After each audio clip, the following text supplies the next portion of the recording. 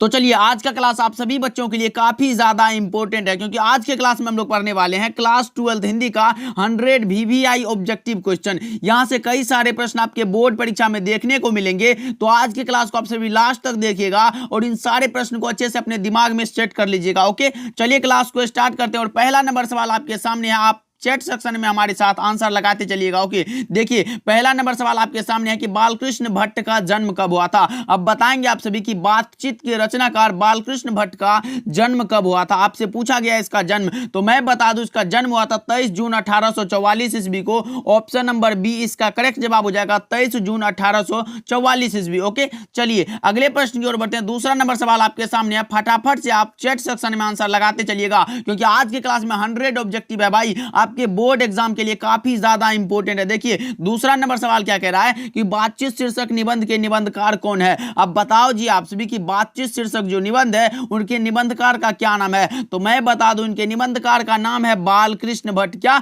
बालकृष्ण भट्ट, जिनका जन्म हुआ था 23 जून 1844 ईस्वी को। ओके, और निधन हुआ था 20 जुलाई 1914 को। अच्छे से ध्यान में रखिएगा। चलिए तीसरा नंबर सवाल देखते हैं कि गुलेरी जी ने कुल कितनी कहानियां लिखी। अब बताओ जी चंद्रधर शर्मा गुलेरी ने कुल कितनी कहानियां लिखी थी। 1 2 3 4 कितनी? उसने कहा था सुखमय जीवन और बुद्धू का कांटा। कितना हुआ? तो 3 लगा लो जी। ऑप्शन नंबर सी इसका करेक्ट जवाब हो जाएगा। आज की क्लास को आप सभी फुल एनर्जेटिक के साथ क्लास को कीजिए आप सभी और फटाफट से आंसर लगाते चलिए। देखिए भारतीय सिपाहियों का किसके साथ संघर्ष हुआ था। लगाओ फोर्थ का सही जवाब क्या होगा कि भारतीय सिपाहियों का किसके साथ संघर्ष हुआ था। फ्रांसीसियों के साथ, तुर्कों के साथ, अंग्रेजों के साथ या फिर जर्मनी के साथ। क्या होगा इसका सही जवाब? तो इसका सही जवाब हो जाएगा 4 का option number D is the correct answer of this question. Okay, चलिए 5 नंबर सवाल देखते हैं कि फ्री प्रेस के मालिक कौन थे। अब बताओ जी फ्री प्रेस के मालिक कौन थे। आत्मानंद जी, शिवानंद जी, सदानंद जी या फिर शारदानंद गुप्त। क्या होगा इसका करेक्ट जवाब? तो इसका सही जवाब हो जाएगा Sadanand ji. Option number C right answer हो जाएगा। ओके, 5 का ऑप्शन सी हो जाएगा। अच्छे से ध्यान में रखिएगा। चलिए 6 नंबर सवाल देखते हैं, संपूर्ण क्रांति का नारा किसने दिया था। बताओ जी संपूर्ण क्रांति का नारा किसने दिया था। संपूर्ण क्रांति एक प्रकार का भाषण है और यह भाषण देने वाले का नाम है जयप्रकाश नारायण। अच्छे से ध्यान में रखिएगा। ओके, चलिए इनको हम लोग लोकनायक भी बोलते हैं, यह भी ध्यान में रखिएगा। चलिए अगले प्रश्न की ओर बढ़ते हैं। 7 नंबर सवाल क्या कह रहा है कि 1974 में बिहार प्रदेश के मुख्यमंत्री कौन थे। अब बताओ जी 7 का सही जवाब क्या होगा। 1974 में बिहार प्रदेश के मुख्यमंत्री कौन थे। तो अब्दुल गफूर जी। ऑप्शन नंबर बी सही जवाब हो जाएगा। अच्छे से ध्यान में रखना कि 1974 में बिहार प्रदेश के मुख्यमंत्री अब्दुल गफूर थे। ओके, चलिए 8 नंबर सवाल देखते हैं, प्रजा सोशलिस्ट पार्टी का गठन कब हुआ था। और आज के क्लास को हम लोग पूरा फास्टली करेंगे। देखिए प्रजा सोशलिस्ट पार्टी का गठन कब हुआ था। तो 1952 में। क्या? 1952 में। तो option number A right answer हो जाएगा। अच्छे से ध्यान में रखिएगा, प्रजा सोशलिस्ट पार्टी का गठन हुआ था 1952 में। चलिए 9 नंबर सवाल देखते हैं कि रामधारी सिंह दिनकर के पिता का क्या नाम था भाई। पिताजी का नाम था रवि सिंह। क्या?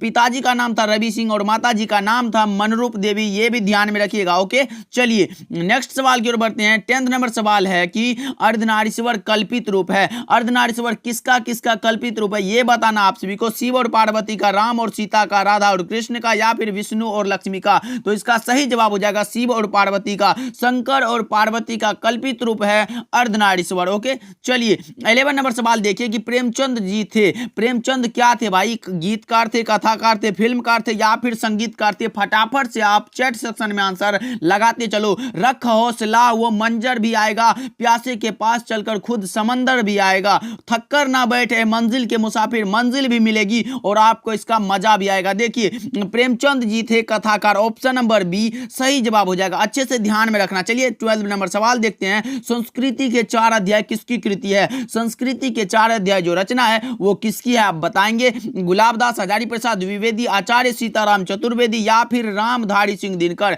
तो इसका करेक्ट जवाब हो जाएगा, सही जवाब हो जाएगा रामधारी सिंह दिनकर की रचना है संस्कृति के 4 अध्याय। संस्कृति के 4 अध्याय पर रामधारी सिंह दिनकर को साहित्य अकादमी का पुरस्कार भी दिया गया था, यह भी ध्यान में रखिएगा। और उर्वशी पर ज्ञानपीठ पुरस्कार दिया गया था। चलिए 30 नंबर सवाल आपके सामने है, मालती का पति क्या है। अब बताओ जी मालती का पति क्या है। यह आपके हिंदी के 5वां चैप्टर रोज का यह क्वेश्चन है कि मालती का पति क्या है। तो यह डॉक्टर है। Option number A right answer हो जाएगा। अच्छे से याद कर लो आप सभी। चलिए 14 नंबर सवाल देखिए कि रोज इनमें से क्या है। देखो जी वही पाठ आ गया, रोज इनमें से क्या है भाई। रोज पाठ एक प्रकार की कहानी है। कहानी है क्या? ऑप्शन नंबर बी सही जवाब हो जाएगा। इसके लेखक का नाम है सच्चिदानंद हीरानंद वात्स्यायनज्ञ, ये भी ध्यान में रखिएगा। ओके चलिए अगले प्रश्न की ओर बढ़ते हैं।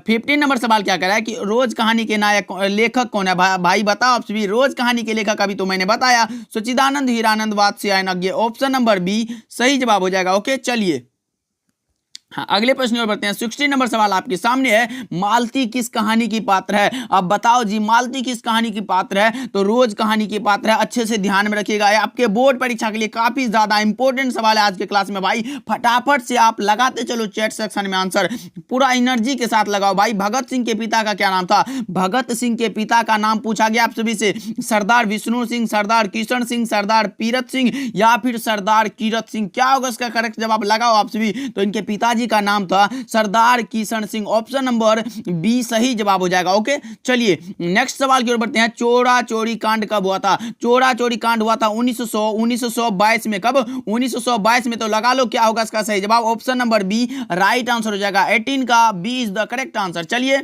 19 नंबर सवाल की ओर बढ़ते हैं। भगत सिंह का जन्म कब हुआ था। अब लगाओ जी भगत सिंह का जन्म कब हुआ था। तो यह हुआ था तो 28 सितंबर 1907 को। कब? 28 सितंबर 1907 को। तो ऑप्शन नंबर ए की ओर जाओ, बहुत ही ज्यादा करेक्ट जवाब हो जाएगा। चलिए 20 नंबर सवाल की ओर बढ़ते हैं। देखिए भगत सिंह की शहादत कब हुई थी, यानी मृत्यु। भगत सिंह का मृत्यु पूछा गया है, कब हुआ था। तो यह हुआ था 23 मार्च 1931 को। क्या?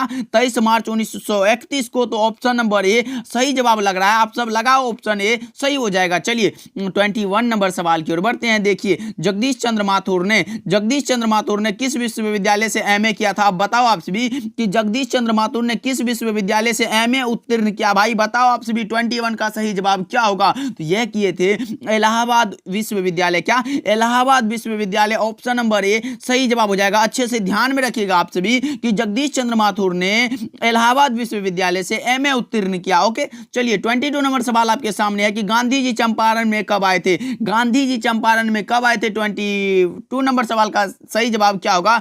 अप्रैल 1917 में। क्या? अप्रैल 1917 में। तो option number D right answer हो जाएगा। अच्छे से ध्यान में रखिएगा। चलिए अगले प्रश्न पर बढ़ते हैं। ओ मेरे सपने क्या है जी। बताओ आप सभी कि ओ मेरे सपने क्या है। उपन्यास है, कहानी है, खंड काव्य है या फिर नाटक है। क्या होगा इसका 23 का सही जवाब हो जाएगा।